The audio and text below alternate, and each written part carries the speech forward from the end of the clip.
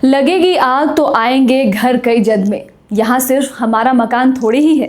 हमारे मुंह से जो निकले वही सदाकत है, हमारे मुंह में तुम्हारी ज़बान थोड़ी है। मैं जानता हूँ कि दुश्मन भी कम नहीं, लेकिन हमारी तरह हथेली पर जान थोड़ी है। जो आज साहिबे मसनद हैं कल नहीं होंगे, किराएदार हैं, जाति मकान थोड़ी है। तो आज खबर नहीं, खबर तो आप लगातार देख रहे हैं। आज हम बात करेंगे आम आदमी की। किसी की हार हो, किसी की जीत हो, लेकिन जलना आम आदमी को क्यों है? वसुधैव कुटुंबकम यानी पूरी दुनिया को परिवार मानने वाले हमारे देश में हम ऐसे मोहरे बन गए हैं जो अपनी नुकसान के बावजूद भी लगा है उस सुकून की तलाश में जो मुमकिन ही नहीं। किसी का भी खून बहाकर अगर आप ये सोचते हैं कि आपने दुनिया जीत ली, तो मेरा मानना है कि ये गलत है। कितनी अजीब बात है ना। चुनाव लोकतंत्र का पर्व कहा जाता है, लेकिन कुछ इलाकों में ये पर्व ऐसा लगता है जैसे किसी ने त्योहार की जगह दंगे का पोस्टर छाप दिया हो। किसी का घर जल रहा है, किसी की दुकान टूट रही है, किसी की जान ले ली जा रही है, और ताज्जुब की बात है कि टीवी स्क्रीन पर बहस चल रही है कि कौन जीता और कौन हारा। वो रिक्शा वाला हार गया जो कल तक जीतने और हारने वालों दोनों पक्षों को स्टेशन तक छोड़ता था। हार गई वो औरत जिसे राजनीति से मतलब नहीं था, बस बच्चों की फीस भरनी थी। हार गया वो बच्चा जो अब स्कूल से ज़्यादा हिंसा शब्द सुन रहा है। नेता सुरक्षा के घेरे में है और आम आदमी अपने ही घर में डर के घेरे में है।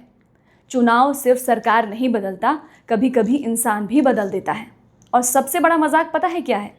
हिंसा करने वाला हर व्यक्ति खुद को जनता कहता है, लेकिन जिस जनता की गाड़ियां जलती हैं, जिस जनता की रोजी रोटी छिनती है, जिस जनता की रातें डर में गुजरती है, जिसकी जान चली जाती है, उस जनता से कोई नहीं पूछता कि आखिर तुम्हें चाहिए क्या। तुम मारे जाओगे, तुम्हारा परिवार बेसहारा हो जाएगा। पार्टियों का भैया कुछ नहीं जाता। इसलिए समझिए, जीते हैं तो जीत को जश्न और जिम्मेदारी में बदलिए।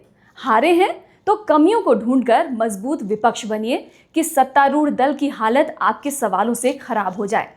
आप वीडियोस देखिए, आपको कैसे लोग दिखते हैं इसमें? पढ़े लिखे, जिन्हें अपने परिवार और अपने बच्चों की चिंता है। अरे मारे जाओगे, कोई पूछने तक नहीं आएगा।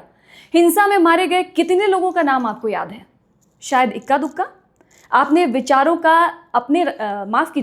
अपने विचारों का राजनीतिकरण मत होने दीजिए। आवाज़ उठाइए। अब तो सोशल मीडिया भी है हर किसी के लिए, लेकिन हिंसा से देश को मत जलाइए। इससे होगा कुछ नहीं, देश की छवि खराब होगी। सीमा पर हम लड़ सकते हैं, वहां बस देश प्रथम है, लेकिन अपने घर को जलाकर हम क्या हासिल कर लेंगे? आम आदमी मर रहा है, पार्टियां बस चुप्पी साधे रहेंगी। इसलिए देश के जिम्मेदार नागरिक बने। घर में आप देखते हैं ना, मतभेद होते हैं, लेकिन मनभेद नहीं होना चाहिए। क्यों? एक आदमी हर बार यही सोचता है कि सरकार कोई भी बने, जलता हमेशा मेरा ही घर क्यों है? चुनाव खत्म हो जाते हैं, लेकिन जल चुके घरों की राख, सड़कों पर बिखरे खून के धब्बे बहुत देर तक लोकतंत्र से सवाल पूछते रहते हैं कि क्या हम सच में लोकतांत्रिक देश में जी रहे हैं? अपनी राय कमेंट बॉक्स में ज़रूर दीजिएगा। शायद आप में से किसी एक की लिखी हुई कोई बात कहीं से देख रहे किसी व्यक्ति की राय पर कोई असर करे। रखिए अपना ख्याल, और देश प्रथम का विचार हमेशा अपने दिलो दिमाग में रहे। इसी उम्मीद के साथ अभी फिलहाल इतना ही। नमस्कार।